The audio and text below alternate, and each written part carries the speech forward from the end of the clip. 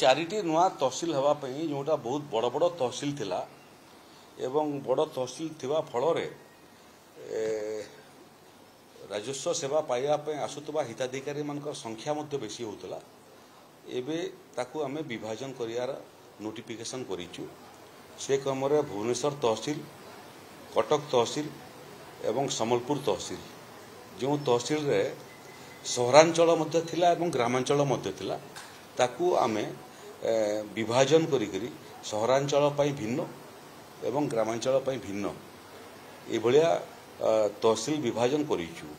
एटा प्रथम पर्यायर विभाजन एटा ओडिसा रे आकू जिते जिल्ला रे बड़ बड़ तहसिल अछि ताकू विभाजित करी छोट छोट तहसिल करबा। आरआई ऑफिस माने 3-4 पंचायत को निकरी गोटे गोटे आरआई ऑफिस अछि जा फल रे आरआई मान ऊपर वर्कलोड बेसी पड़ुछि ताकू प्रथम पर्यायर प्रत्येक 2टा पंचायत पे गोटे आरआई सर्किल करबा एवं लक्ष्य अछि जे आगामी दिन रे सबु पंचायत गोटे गोटे आरआई सर्किल रे रूपांतरित हबो। एबे 300 रु अधिक राजस्व गाँ मध्य भितर स्वीकृति प्राप्त हो सारी नोटिफिकेशन हो जाइए आहरी गुड़िए पाइपलाइन अच्छी आम आशा करूँ मोटामोटी 1000 पाखापाखि नुआ राजस्व गाँ भी ओडिशा रे हो एवं तार गति आम बढ़ेचु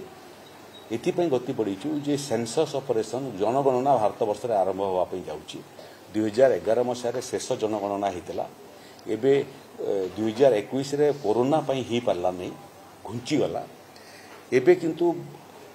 जनगणना संभवतः जनवरी 1 तारिख आरंभ हम तेणु जनगणना सला पर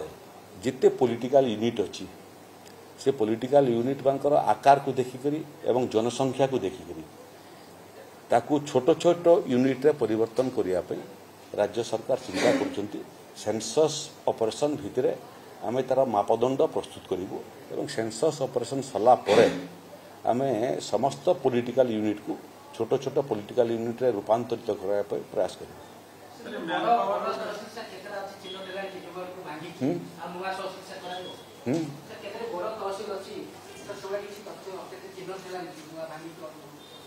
नहीं गुड़िए गुड़िए तहसिल बड़ बड़ तहसिल अच्छी गुड़िए ब्लॉक अपन भोगराई ब्लॉक गोटे तहसिल गोटे ब्लॉक गोटे विधानसभा 55टा ग्राम पंचायत अच्छी से भाया आपण जानी था प्रशासन को लोकों पाखे पहुँचापी ये सब पॉलिटिकल यूनिट सब जिते छोट छोट हम प्रशासन सेते सहजरे एवं सुविधारे अल्प समय लोकों पाखु पहुँची पार तो ये सरकार से दिगरे व्यापक भाव में मानस मंथन कर चूड़ांत निष्पत्ति ही नहीं